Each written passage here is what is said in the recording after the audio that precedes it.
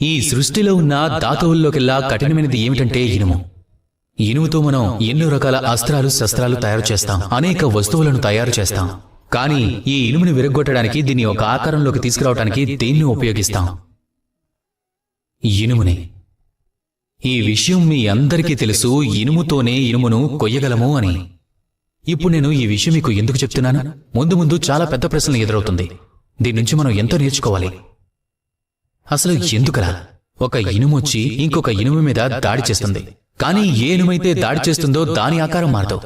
దేని మీదైతే దాడి చేస్తుందో దాని ఆకారం మారుతుంది. వీటిల్లో తేడా ఏమిటి? తేడా దాని ఉష్ణోగ్రత. ఏ ఇనుమునైతే కొయ్యాలనుకుంటున్నామో దాని ఉష్ణోగ్రతను పెంచుతాం, దాన్ని వేడి చేస్తాం. అలాగే ఏ ఇనుముతోనైతే మనం దాడి చెయ్యాలో ఆ ఇనుముని చల్లగా ఉంచుతాం. అంటే అర్థం, చల్లని ఇనుము వేడి ఇనుమును కోసేస్తుంది.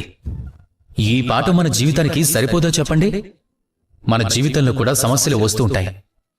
కానీ మనం రెండింటి మీద దృష్టిని పెట్టాల్సి ఉంటుంది. మన మనసుని మనం ప్రశాంతంగా ఉంచుతున్నామా, మన మెదడుని ప్రశాంతంగా ఉంచుతున్నామా అని. ఒకవేళ మనం కోపం అలాగే ఈర్ష్య అనే అగ్నిలో వేడుకుతూ ఉంటే, ద్వేషం అనే అగ్నిలో పొగలు కక్కుతుంటే, అప్పుడు మనం కూడా ఆ ఉష్ణోగ్రత ఎక్కువ కారణంగా ఆ ఇనుములాగే అయిపోతాం. అప్పుడు ఎవరైనా వచ్చి మనల్ని అలా కోసేసి వెళ్ళిపోతారు. గుర్తుపెట్టుకోండి, ఎవరికైతే ఎక్కువ స్థిరబుద్ధి ఉంటుందో, అందరిలోకెల్లా ఎక్కువ శాంత వ్యక్తి ఎవరైతే ఉంటారో అతనే అందరికన్నా ఎక్కువ బలశాలి. కాబట్టి శాంతంగా ఉండండి, నాతో పాటు ప్రేమగా చెప్పండి, రాధా కృష్ణ.